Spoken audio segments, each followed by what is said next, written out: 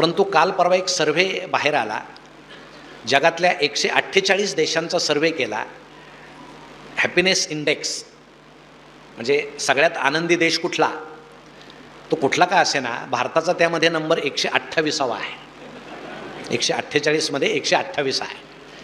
बरं ठीक आहे, 128 असणं इथपर्यंत ठीक आहे, पण पाकिस्तान आपल्यापेक्षा पुढे आहे.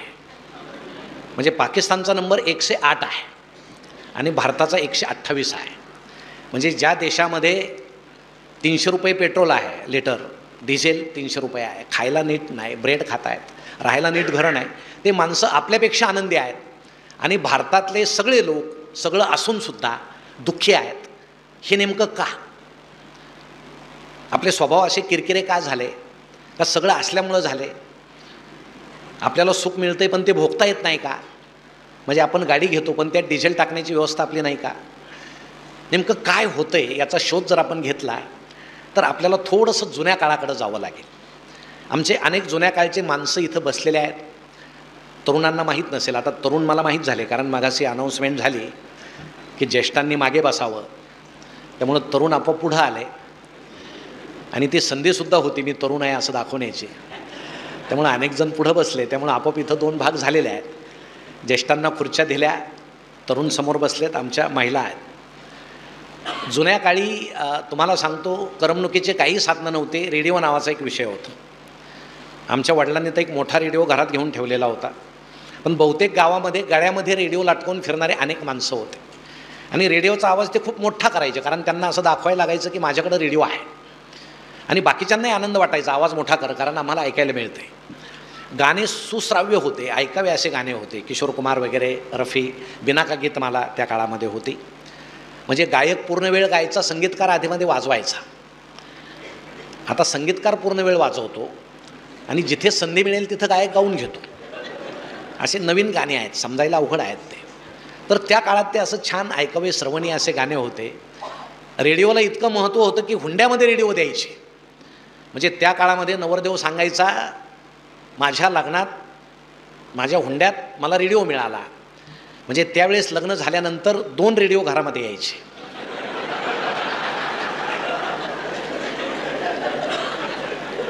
म्हणजे एकाला बंद करायची सोय होती, दुसरा बंदच होत नव्हता. 4 बँडचे, 6 बँडचे, असे काहींना बँडच नसायचे. नेमकं बटन बंद करायचं कुठलं आहे तेच सापडत नसायचं. तर असे ते गंमत त्या काळामध्ये होती, पण माणसं आनंदी होते. 2 मराठी नटांनी एक फार मजेशीर किस्सा त्यांचा त्या काळातला सांगितलेला आहे की त्या काळामध्ये असं काही तंत्रज्ञान नसताना नाटक आलं आणि सगळं गाव ते नाटक पाहायला जमा झालं, कारण दुसरं करमणुकीचं काही साधन नव्हतं. आणि त्या नाटकामध्ये असं दृश्य होतं की ते हिरोनं ते व्हिलनवर असं पिस्तूल रोखलेलं आणि तो त्याला म्हटला की मी आता तुला गोळी घालून ठार करतो. त्यानं असं म्हणायचं, मागून एकानं फटाका वाजवायचा, कारण हे माईक वगैरे नव्हते. असं ते सीन होतं आणि सगळे लोक नाटक पाहायला बसले. तो हिरो त्या व्हिलनला असं म्हटला, मी तुला आता गोळी घालून ठार करतो. आणि असा पाऊस नुकताच येऊन गेलेला, मागच्याला काही काडी पेटे ना, म्हणजे फटाकाच पेटे ना त्याला, आणि हा तर म्हणून बसलेला मी तुला गोळी घालतो. बरं, व्हिलनला माहीत होतं ठो आवाज झाल्याशिवाय पडायचं नाही, आणि मागच्याला तर फटाका पेटे ना. व्हिलन असाच उभा, हिरो पिस्तूल धरून कंटाळला. लोकांना वाटलं गोळी गुंतली असेल, आत्ता सुटेल मग सुटेल, आणि याचा आपला प्रयत्न सुरू. डायरेक्टरच्या लक्षात आलं काहीतरी घोटाळा झाला, म्हणून त्यानं हळूच पडद्याखालून सुरा सरकवला आणि तो त्या हिरोला असं म्हटला, आज जरा अडचण आहे, यानं मार यानं मार. आता हिरो होता, हुशार होता तो, त्यानं ते पिस्तूल फेकून दिलं, सुरा उचलला आणि तो त्या व्हिलनला असं म्हटला, तू इतका दुष्ट आहेस, तू गोळी वाया घालण्याच्या सुद्धा लायकीचा नाही, आज मी तुला सुऱ्यानं मारतो म्हणे. त्यानं असा सुरा पकडला आणि सुरा उगरल्याबरोबर मागून आवाज आला, ठो.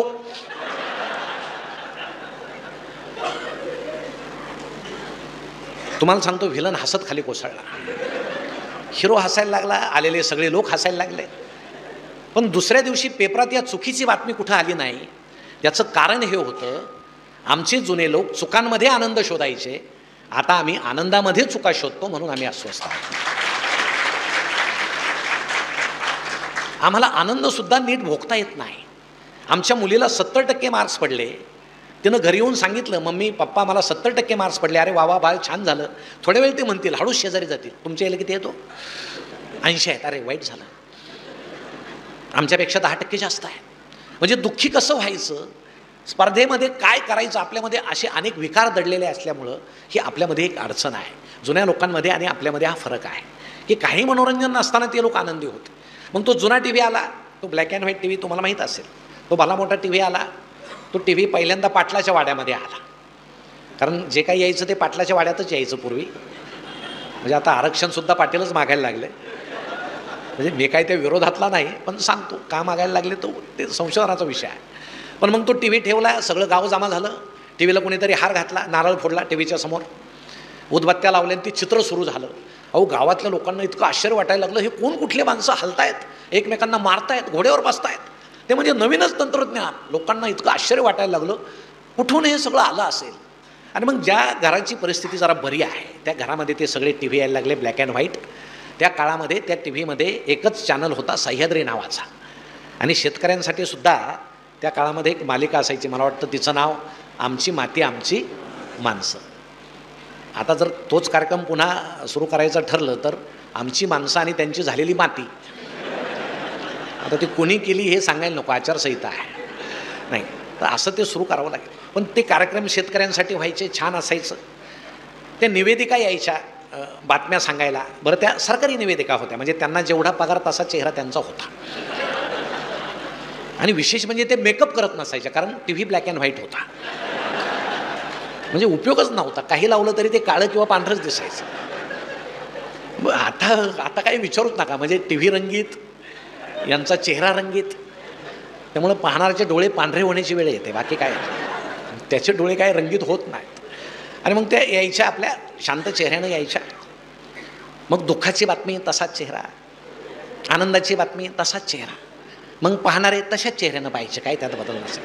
असं घराघरामध्ये असतं, स्थितप्रज्ञपणे सगळं चाललेलं असायचं.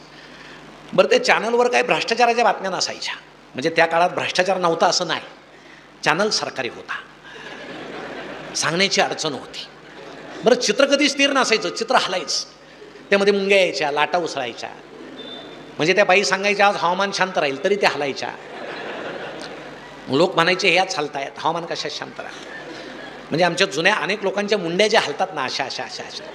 मला शंका आहे ते कारण असावं, चित्र ॲडजस्ट करण्यासाठी ते असं असं बहुतेक. ते आता कोणाच्या हलत नाही, आता स्थिर आहे. म्हणजे पूर्वी हलणे हा विकार होता, आता स्थिर राहणे हा विकार आहे. कारण ते सगळं इतकं छान आहे की त्याहून नजरच हटत नाही. त्यामुळे अगदी ताट झालेल्या आहेत मुंड्या, पूर्वी हलायच्या. हा सगळा बदल होत गेला. आणि मग त्या स्लॅबवर वगैरे एक अँटेना असायचा काड्यांचा, त्याच्या शेजारी एखादा बांबू ठेवलेला असायचा हलवायला, चित्र ॲडजस्ट करायला. मग आठवड्यातून एखाद्या दिवशी रामायण महाभारत मालिका असायची. मग ती मालिका पाहायला सगळं रस्ते सुनसान सामसूम, ज्याच्या घरात टी व्ही आहे सगळी गल्ली त्या घरामध्ये जमा व्हायची टी व्ही पाहायला. मग टी व्ही ते मालिका सुरू होण्याआधी ते व्यवस्थापन केलं जायचं. एकाला दरवाजात उभं करायचे, एकाला मालदोर उभं करायचे. मग चित्र जास्त हलायला लागलं की ते प्रेक्षक ओरडायचे त्या दरवाजातल्याला, त्याला सांग फिरव फिरव, डावीकडे फिरव. तो लगेच ओरडायचं, ते फिरव रे. ते लगेच बांबून असं ते काड्या फिरवायचं. झालं का स्थिर, झालं का स्थिर. दोघांमध्ये आरडाओरडा. चित्र स्थिर व्हायचं तोपर्यंत मालिका संपलेली असायची. मग वरचा म्हणायचा पुढचा एपिसोड मी पाहणार, तू खाली व्हायचं, तू वर तू खाली, असं सगळं छान असायचं. पण मला वाटतं चित्र जरी कृष्णवर्णीय दिसत असलं तरी त्यातून मिळणारा आनंद मात्र हा रंगीत असायचा. कारण माणसं सगळं निगुतीनं पाहायचे, आनंदानं पाहायचे, छान पाहायचे. ते छान पाहणं आता आमचं राहिलं नाही. आमची नजर आता पांगली. आता रिमोट आले, आमच्या चंचलपणाला वाव मिळाला. आम्ही एक चित्र कधी स्थिर असं पाहत नाही. सुदैव अजून व्याख्यानमालेमध्ये रिमोट नाही, नाही तर तुम्ही व्याख्यातेसुद्धा बदलून टाकाल. एके दिवशी 5 बोलवायचे, एकाचा माईक बंद करायचं, तू आता थांब, तू बोल बाबा. असं काही भरोसाच राहिला नाही. कारण एकच ठोकळा 1.5 तास बोलतोय, मध्ये जाहिरात नाही, काय नाही. आणि हे काय चाललंय बो, असं काही दिवसांनी वाटू शकतं. तर ते रिमोटनं माणसाच्या चंचलपणाला वाव मिळाला. आणि आता तंत्रज्ञान इतकं पुढं गेलं आहे. काल परवा मी पेपरात बातमी वाचली, आता एक नवीन टी व्हीचं मॉडेल येतं आहे, तुमच्यापर्यंत येईल, की आता रिमोटची गरज नाही. पाहणाऱ्यानं डोळे मिटले की ते आपोआप बंद होणार टी व्ही, तुम्हाला सांगतो. आता शंका आहे काय, पाहणाऱ्यानं जर कायमचे डोळे मिटले तर त्या मॉडेलचं काय करायचं हा प्रश्न आहे. ते त्याच्याबरोबरच पाठवायचं. काहीतरी सोय असेल. आता नवीन तंत्रज्ञान विज्ञान हे सगळं आहे आणि हे कमी होतं म्हणून की काय, मोबाईल नावाचा प्रकार आला. तुम्हाला सांगतो मोबाईल अजिबात वाईट नाही, मोबाईलचा उपयोग हा चांगलाच आहे. व्हॉट्सॲपमधून हरवलेली माणसं सापडतात, पैसे जमा होतात, आपल्या चांगल्या कार्यक्रमाची जाहिरात त्या ठिकाणी केली जाते. तसे वाईट प्रकारही होतात. हिरवी वादळं आहेत, भगवी वादळं आहेत, निळी वादळं आहेत. आम्ही धर्मांध होतो, त्यातून धर्माधर्मामध्ये भांडणं लागतात, दंगलीसाठी माणसं गोळा केले जातात. असे उपयोग त्या समाज माध्यमाचे वेगवेगळे आहेत. पण जसा आपण मोबाईल वापरू, म्हणजे आता तंत्रज्ञानाला आपल्यावर आरूढ आपण दिलं हे वाईट आहे. आपण तंत्रज्ञानावर आरूढ व्हायला पाहिजे होतं, ते झालं नाही. मोबाईल आला, त्याचा परिणाम असा झाला, सगळे मोबाईल वापरायला लागले. आता तुम्ही मला सांगा, पूर्वीचं घर, आमचे आजी आजोबांच्या वयाचे काही लोक इथं आहेत, पूर्वीचं घर तुम्ही जर आठवलं तर वडील उठल्याबरोबर पटकन स्नान करायचे आणि देवपूजेला बसायचे. आई उठल्याबरोबर पटकन स्नान करायची, तुळशी वृंदावनासमोर उभी राहायची, तुळशीला पाणी घालायची. आमच्या घरातली थोरली ताई उठल्याबरोबर अंगण झाडायची, अंगण सारवायची आणि घरातला तरुण मुलगा हा पहाटे उठून व्यायाम करायचा. हे पूर्वीच्या घरातलं चित्र होतं. आता तुम्ही मला सांगा, आपल्या घरासहित पहाटे उठल्याबरोबर आपण काय करतो? आधी मोबाईल पाहतो, कारण जगाची काळजी आहे. मी झोपल्यावर काय झालं असेल? आता तू झोपला तिथंच जग छान राहिलं बाबा, तू झोपणंच गरजेचं होतं, कारण तूच एवढा उपद्रवी आहे की तू झोपला जग शांत झालं, काही गरज नाही पाहण्याची. पण ते पटकन घ्यायचं की लगेच व्हॉट्सॲप उघडल्याबरोबर लगेच रात्री गावातला कोणतरी गेलेला असतो, त्याचा फोटो येतो, हे रात्री गेले. ओळखीचे असो नाही तर नसो, भावपूर्ण श्रद्धांजली, 4-5 फुलं टाकून द्यायच्या. आता ते फुकटच आहेत, 10-12 टाका, काय फरक पडत नाही, त्याला काही जास्त रिचार्ज लागत नाही. त्याच्या खाली लगेच दुसरा एखादा फोटो येतो, आज यांचा वाढदिवस आहे, म्हणजे यांचा जन्म झाला, जगावर किती उपकार झाले. हे वरचेच फुलं याला खाली टाकून द्यायचे. मेला तरी तेच, आला तरी तेच, भावना नाही, संवेदना नाही. आणि असा आभासी दिवस आमचा सुरू होतो आणि माणसं वास्तव जगाकडे पाहतच नाही, कायम त्या आभासी जगामध्ये आनंद मिळवता ते वास्तव जगापासून दूर जातात आणि ज्यावेळेस ते भानावर येतात त्यावेळेस ते पूर्ण आभासी झालेले असतात. असे अनेक माणसं आहेत, चेहरे हरवलेले अनेक माणसं आहेत. तंत्रज्ञानानं आपल्याला चेहरा दाखवायला पाहिजे, पण माणसाच्या वागण्यानं आपला चेहरा आता हरवून गेलेला आहे. तुम्हाला सांगतो, पूर्वी वडील घरी आल्यानंतर संध्याकाळी मुलगा धावत जायचा, बाबा आले बाबा आले, बाबा त्याला उचलून घ्यायचे. दिवसभर पोराची भेट नसायची, पोरगं पटापट बापाचे मुके घ्यायचा.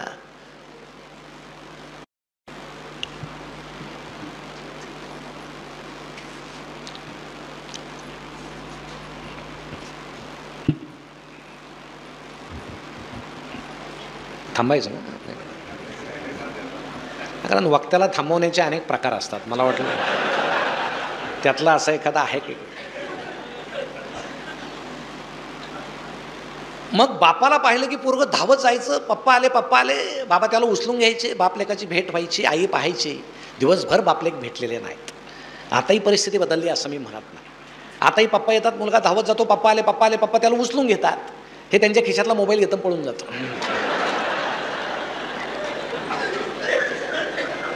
म्हणजे ज्या पप्पाच्या खिशात आता मोबाईल नाही त्याच्याकडे मुलं सुद्धा येणार नाही तुम्हाला.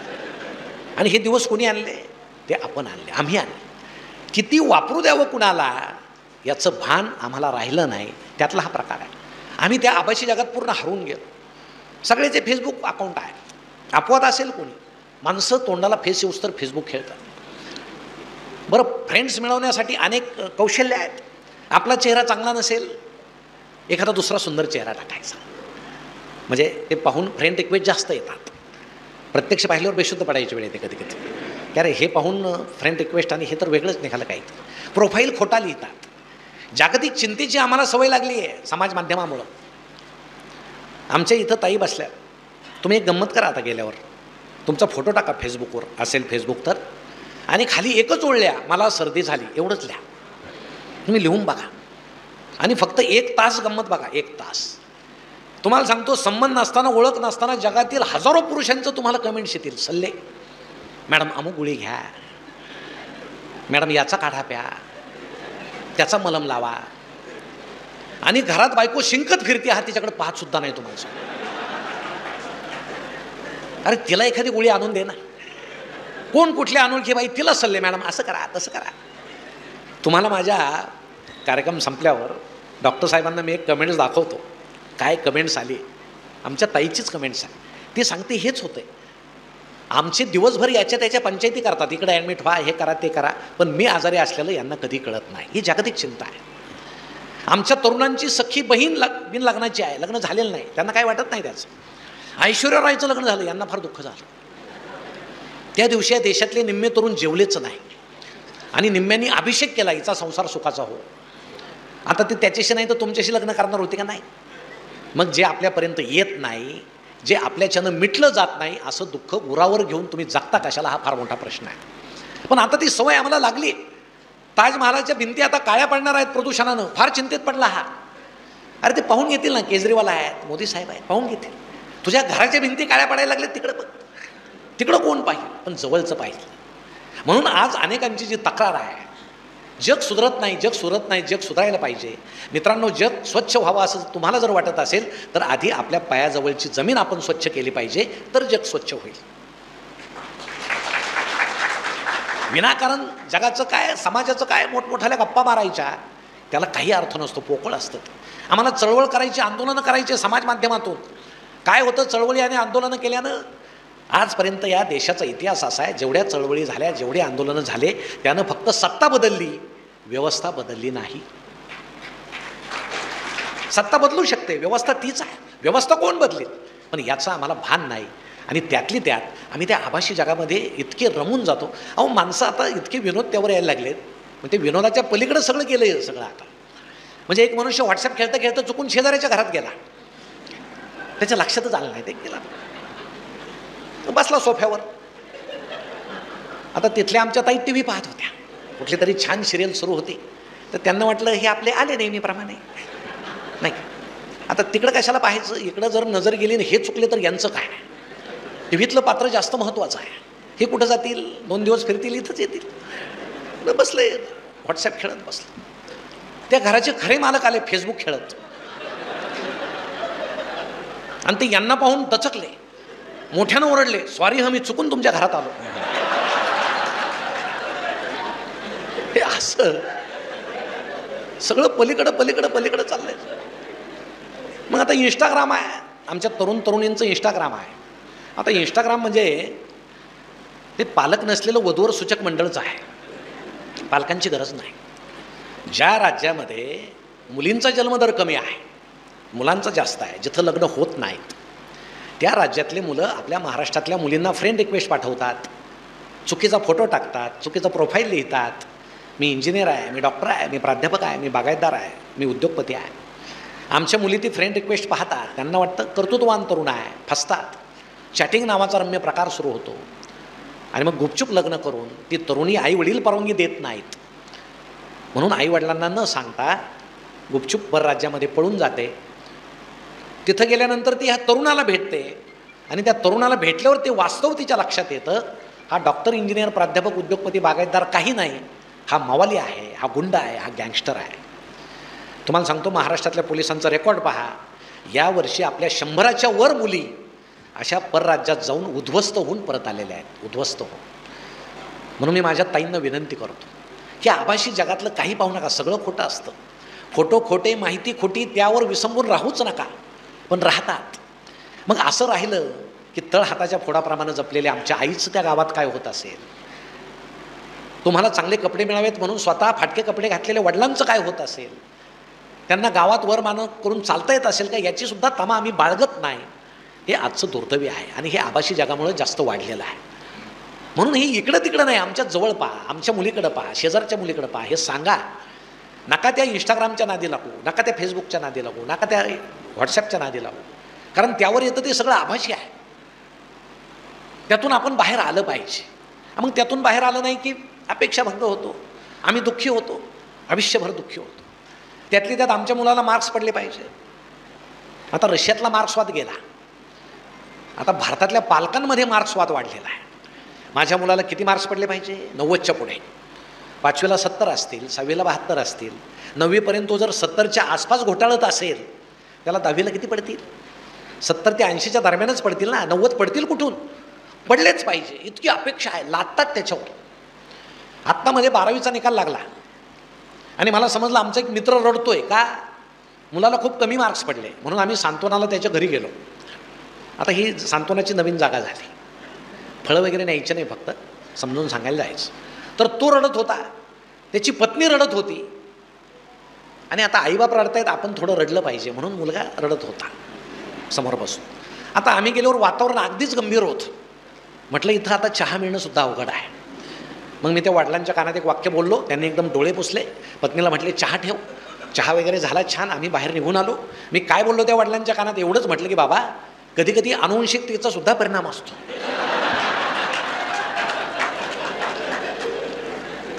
तुझ्या डोक्यात काय नाही, पोराच्या डोक्यात कुठून येईल. तुझे आणि आईचे दोन्ही मिळून मार्क केले तरी पोरा इतके होत नाहीत. तुम्ही कशाला त्याच्यावर बळजबरी करता? पैसे आहेत म्हणून त्याला कोट्याला पाठवता का?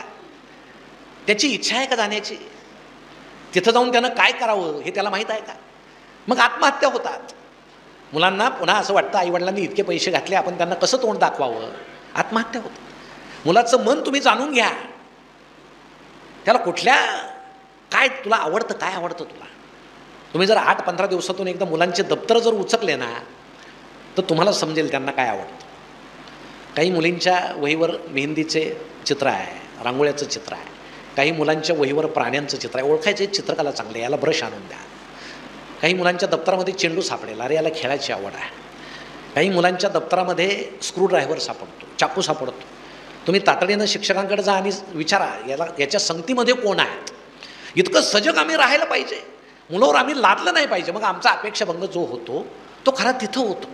आणि शाळेत तरी काय शिकवलं जातं? घोकंपट्टी केली जाते. आपण ते शिक्षणातून बाहेर आलेलो आहोत. व्यवहार ज्ञान कोणी शिकवायचं? बाहेरचं व्यवहार ज्ञान मुलं शिकतच नाही. आता 1 ते 100 इंग्रजी शिकतात मुलं, मराठी त्यांना समजतच नाही. 92 म्हणजे काय समजत नाही, 12 म्हणजे समजत नाही. त्याला जर तुम्ही साखर आणायला पाठवलं आणि त्या दुकानदारालाच जर इंग्रजी येत नाही, कुठून त्याचं 12 आणि याचं 12 याचं कुठून मेळ जमायचं? व्यवहार ज्ञान तर पाहिजे ना. मला आठवतं आमचे गुरुजी आम्हाला कायम एक गणित सांगायचे. एका हौदामध्ये 10 बादल्या पाणी होतं, 4 बादल्या गळाल्या, खाली किती राहिल्या? मुलं लिहायचे 6 राहिल्या. दुसऱ्या दिवशी ते विचारायचे 15 बादल्या होत्या, 3 गळाल्या, खाली किती राहिल्या? 12. एके दिवशी एका मुलानं उभं राहून विचारलं, गुरुजी रोजच गळत असेल तर त्याला तुम्ही सिमेंट का लावून घेत नाही? आता गुरुजींनी त्याला धापाटा टाकला, पण मला वाटतं त्या मुलाचं खरं होतं, कारण हौद गळायचाच बंद होत नव्हता. रोज देत उदाहरण, रोज. हे व्यवहार ज्ञान झालं. तो मुलगा गणितात हुशार नसेल पण व्यवहारात हुशार असेल. एका सरांनी ज्यावेळेस वर्गामध्ये विचारलं, रस्त्यानं 10 मेंढ्या चालल्या, 2 मेंढ्या विहिरीत पडल्या, खाली किती राहिल्या? मुलांनी लिहिलं 8 राहिल्या. एका मुलानं लिहिलं 0 राहिल्या. सर म्हटले का 0 कशा राहिल्या? त्यानं सांगितलं मी मेंढपाळाचा मुलगा आहे आणि मी हे खात्रीपूर्वक सांगतो, 2 मेंढ्या जर विहिरीत गेल्या तर बाकीच्या 8 वर राहू शकत नाहीत. आता यांनी हे हेडमास्तरांना सांगितलं. म्हणे असंच झालंय, चूक द्यायचं की बरोबर द्यायचं? हेडमास्तर म्हटले तुम्हाला मेंढ्या घ्यायला कोणी सांगितलं होतं? तुम्ही शेळ्या घ्या, गाया घ्या, नको दे. आता यानं काय प्रॉब्लेम सुटला का? नाही सुटला. मग आमचं शिक्षण जर व्यवहार ज्ञान पूर्ण करायला पुरेसं नसेल तर आमच्या मुलाचं व्यक्तिमत्व नेमकं शाळेत कसं घडतं हा फार मोठा प्रश्न आहे. आम्ही शिकतो ते शिक्षण जगण्यामध्ये जे संकटं येतात त्याच्याशी संघर्ष करायला ते ताकद देतं का आम्हाला, हा फार मोठा प्रश्न आहे. तुम्हाला नोकरी मिळेल, उपजीविका तुमची भागेल, पण ते शिक्षण तुमच्यावर संकट आल्यानंतर तुम्हाला छाती ठोकपणे उभा राहायला मदत करतं का? आजचं शिक्षण हा प्रश्न आहे. तुम्ही प्राथमिक शाळेपासून घ्या, फार गमती आहे. गुरुजींना शिकवायला वेळ नाही. आत्ता त्यांनी एक मोर्चा काढला होता काहीतरी, काय आम्हाला शिकू द्या नावाचा मोर्चा काढला.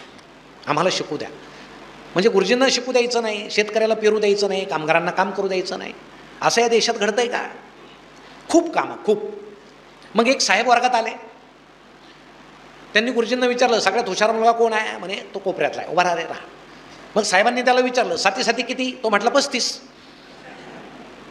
साहेब म्हटले सगळ्यात हुशार? गुरुजी म्हटले हाच आहे. म्हणे कसं काय? म्हणे बाकी सारे मुलं 35च्या आतच म्हणतात, हा निदान 49 पर्यंत आला आहे. आणि तुम्ही जसं आम्हाला शिकवायला वेळ द्याल तसं आम्ही याला 49 पर्यंत आणणार. हे गमती आहे. आता परीक्षा नाही म्हटले पण परीक्षा तर दिसत आहेत सगळे. काही ती नोंद वही नावाचा प्रकार आलेला आहे, आलाय ना बरोबर. नोंद करायची वर्षभरात, ही मुलगी छान खेळते, हा उजव्या हाताने चेंडू टाकतो वगैरे. आणि प्रशासनानं एक सांगितलं आहे, शक्यतो नकारात्मक नोंद करायची नाही, मुलांच्या बालमनावर परिणाम होतो. आणि एकदा गंमत झाली की एका मुलानं वर्गामध्ये दुसऱ्याची कंपासपेटी चोरली. आता गुरुजींना वाटलं याची नोंद काय करावी, हा चोर होणार आहे असं तर लिहिता येणार नाही. हेडमास्तरांनी त्यांनी विचारलं असं झालं काय केलं पाहिजे. ते म्हटले तुमचा वर्ग आहे, तुम्ही पाहून घ्या, काही अनुदान वगैरे आलं तर मी आहे. ज्याचे कामं त्यांनी केले पाहिजे. मग गुरुजींनी शांतपणे त्याची नोंद केली. सदर मुलाला मित्रांच्या वस्तू संग्रहित करण्याचा छंद आहे.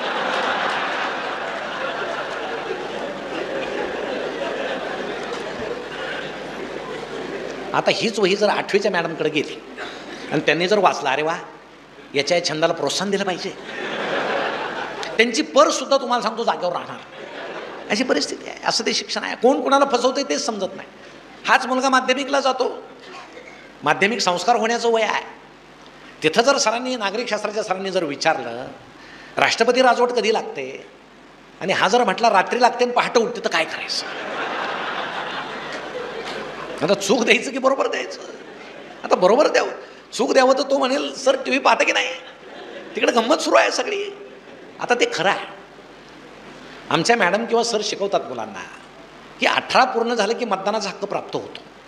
मग मुलगा घरी जातो, मतदानाचा दिवस उजाडतो, त्याचं लक्ष असतं आईकडं वडिलांकडं. आता आई जाऊन येते मतदानाला, वडील काही जात नाहीत, 5 वाजले तरी जात नाहीत. मग याला शंका येते, यांना 18 पूर्ण व्हायला काही मिनटं बाकी आहेत का. आता खरं मतदान कधी सुरू होतं, 5 नंतर. हातामध्ये काहीतरी प्रलोभन दिलं जातं, फुकटची गाडी येते. ज्यांच्या दारामध्ये 4-4 गाड्या उभ्या आहेत ते दुसऱ्याच्या गाडीत मतदानाला जातात. याच्या इतकं लोकशाहीचं दुर्दैव काही नाही.